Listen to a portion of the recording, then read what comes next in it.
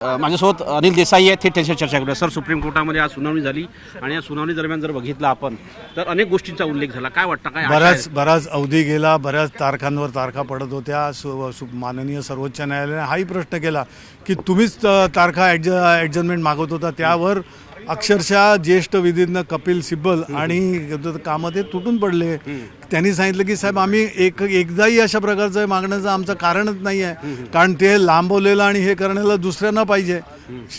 आम्हाला त्याच्यावरचा निकाल पाहिजे, कारण आमची बाजू सगळ्यात स्पष्ट आहे आणि अगदी सूर्यप्रकाश एवढं स्वच्छ आहे. त्यामुळे ते डिले करणं किंवा ॲडजस्टमेंट मागणं हा आमचा विषयच नव्हता.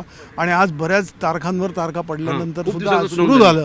त्यामुळे आणि फार जोरकसपणे कपिल सिब्बल यांनी आपली बाजू मांडलेली आहे. बराचसा भाग हा येणाऱ्या मंगळवारी आता कोर्टाने ठेवलेला आहे आणि आम्हाला पूर्ण खात्री आहे माननीय सर्वोच्च न्यायालयांवर आणि माननीय सरन्यायाधीश आणि त्यांच्याबरोबर असलेल्या 3 जजच्या बेंचवर की ते नक्कीच न्याय करतील. 1966चा उल्लेख करून संपूर्ण इतिहास शिवसेनेचा मांडण्यात आला आणि मांडताना त्यांनी म्हटलं की जो पक्ष बाळासाहेब ठाकरेंनी स्थापन केला तो पक्ष दुसऱ्या एखाद्या नेत्याला कसा दिला जाऊ शकतो? होऊच शकत नाही. आणि त्यामुळे हे सूर्यप्रकाश एवढं स्वच्छ आहे.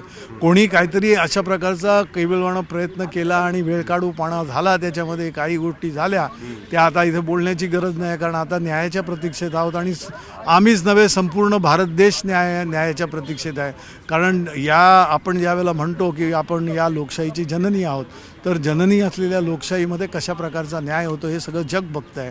आणि परिशिष्ट 10 कायद्याची पुस्तकं आणि सगळ्यात मोठी महामानव डॉक्टर बाबासाहेब आंबेडकर यांनी दिलेली देशाला घटना जी दिली आहे, त्यामध्ये लोकशाहीचे जे अधिकार आहेत, लोकशाहीमध्ये कशा प्रकारचे कायदे आहेत, लोकशाहीमध्ये कशा रीतीनं लोकशाहीची बूज राखण्यासाठी जी व्यवस्था आहे ती अगदी सुस्पष्ट आहे आणि त्यामुळे आम्हाला नक्कीच न्याय मिळायचे आहे. सर, अजून ज्या पद्धतीनं घडामोडी होत गेल्या, कारण की त्यांनी उल्लेख केला की दरम्यानच्या काळामध्ये आम आदमी पक्षाने कशी पक्षांतर झालं, आता शिवसेनेचं पक्षांतर झालं, TMCचं पक्षांतर झालं, सगळं कपिल सिब्बल यांनी उल्लेख केला. याचं कारण की याच्या अगोदरच जर सर्वोच्च न्यायालयाने जे सरळ घडतंय हे धडधडीत खोटं आणि कशा रीतीचं चाललेलं आहे याला आळा घालण्यासाठी आणि लोकशाही सुरळीत ठेवण्यासाठी जर माननीय सर्वोच्च न्यायालयातर्फे याच्या अगोदरच न्याय आला असता, या सगळ्या गोष्टी थांबल्या असत्या असं कपिल सिब्बल यांनी म्हटलं आहे. कारण आज जे काही धजावलेले आहेत अशा प्रकारचं खोटं कृत्य करण्यासाठी त्यांना आळा बसलाच पाहिजे. नाहीतर मग या लोकशाहीचा, आपल्या घटनेचा आणि मग या रिप्रेझेंटेशन ऑफ पीपल्स ॲक्ट म्हणा, परिशिष्ट 10 म्हणा, शेड्यूल 10 म्हणा, त्याच्यामधल्या प्रोव्हिजन म्हणा, पक्षांतर बंदी कायदा म्हणा, याला काय अर्थ उरतो? मंगळवारी आशा आहे तुमच्या? मंगळवारी नक्कीच आशा आहे. येणाऱ्या दिवसांमध्ये चांगल्या रीतीने त्याच्यामध्ये व्यवस्थितरित्या हे होईल आणि माननीय सर्वोच्च न्यायालयाजवळून अपेक्षा काय, खात्रीच आहे, न्याय करतील. धन्यवाद. हे अनिल देसाई यांनी स्पष्ट केलं आहे की निश्चितपणे सुप्रीम कोर्टामधून आम्हाला न्याय मिळेल, आम्हाला खात्री आहे, असं देखील त्यांनी दावा केला आहे. नवी दिल्लीवरून व्हिडिओ जर्नलिस्ट योगीसह प्रशांत नामदास, न्यूज 18 मराठी.